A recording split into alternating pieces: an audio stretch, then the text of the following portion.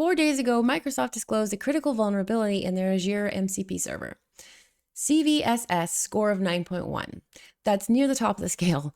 The flaw, the server has no authentication layer at all. None. If your AI agents connect to Azure DevOps through MCP, your repositories, your pipelines, your API keys, all your work items, all of it is sitting open to anyone on the same network.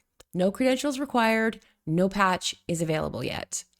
But here's what makes this more than a Microsoft story. Microsoft didn't make a rogue mistake. They didn't do anything wrong. They followed the spec because MCP, the Model Context Protocol that Anthropic created and that 97 million installations are now built on, makes authentication optional. It's right there in the official docs. The MCP SDK does not include built-in authentication mechanisms. Optional on the protocol that connects your AI agents to the most sensitive business infrastructure. This is what happens when a standard grows faster than its security model. Quick level set, because MCP is one of those things that sounds technical, but the concept is very straightforward. Think of MCP as a universal plug for AI agents. Before it existed, if you wanted your AI assistant to read your GitHub repos, check your calendar, query your database, and send a Slack message, every one of those connections needed to be custom built. MCP standardized that. One protocol, one connection pattern works across every tool that supports it. That's why adoption exploded.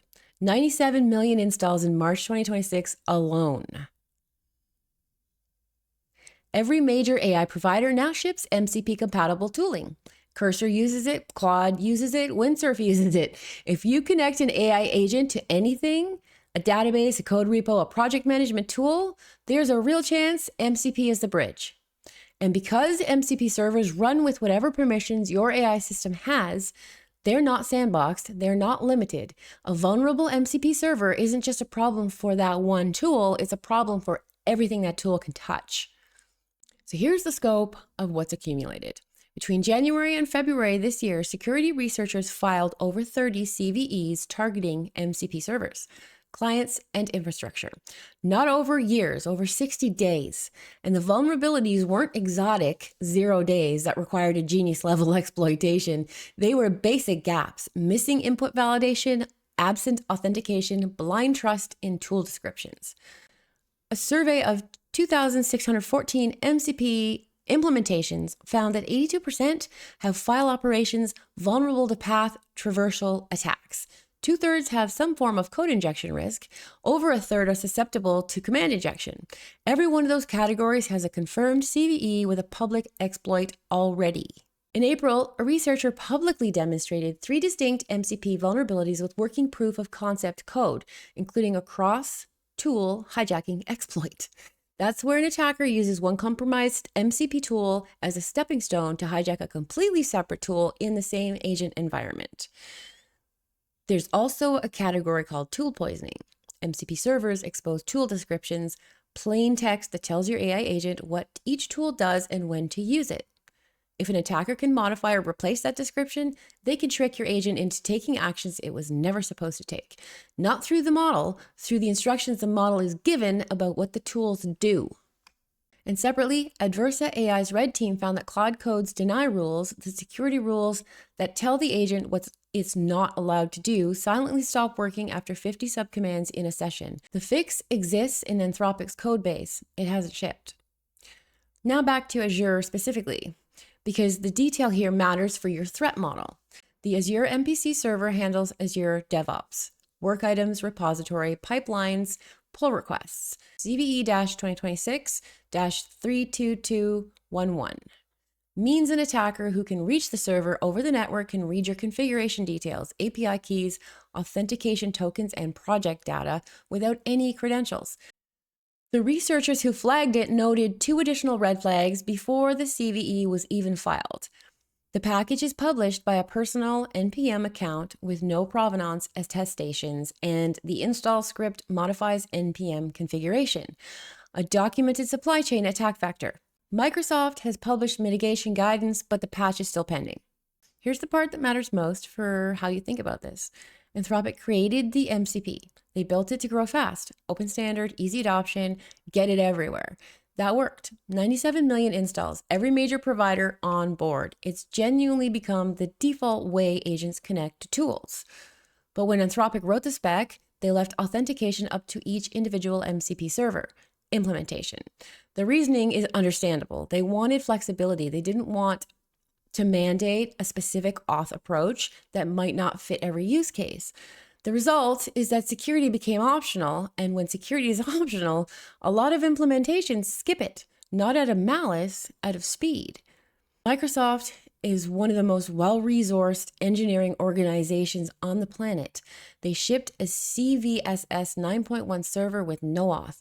If Microsoft can get this wrong following the spec, the long tail of smaller MCP server implementations, the ones connecting your agents to your internal tools, your databases, your client data, those are carrying the same risk at a fraction of the security review capacity.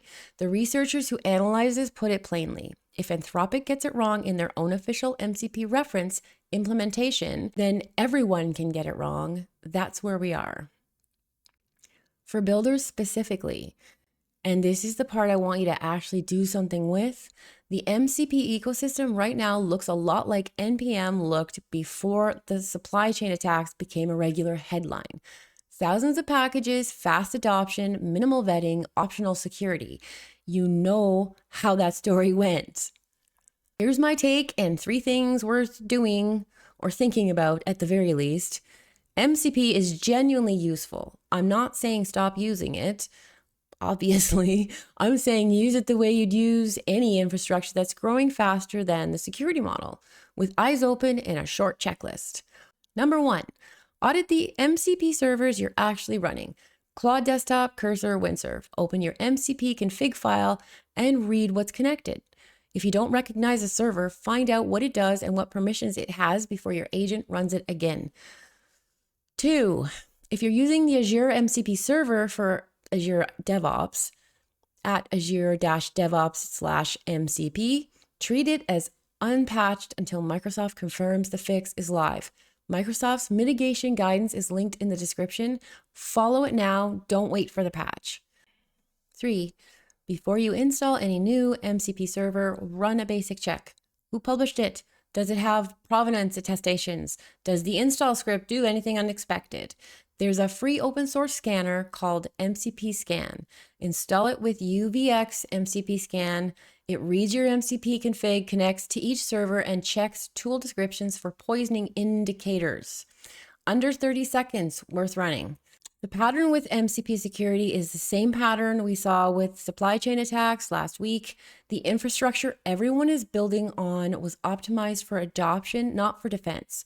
That's not unique to MCP. It's how every fast-growing open standard works. But knowing that pattern means you can get ahead of it instead of cleaning up after it.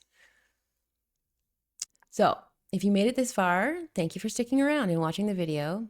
So what I want to know from you guys, are you running MCP servers in your agent stack? Do you know what access they had before watching this video? Drop it in the comments. I'm curious how many people have actually checked. If you want this kind of signal before it becomes a breach report, subscribe. That's what I do on this channel. That's it for this video. I'll see you in the next one.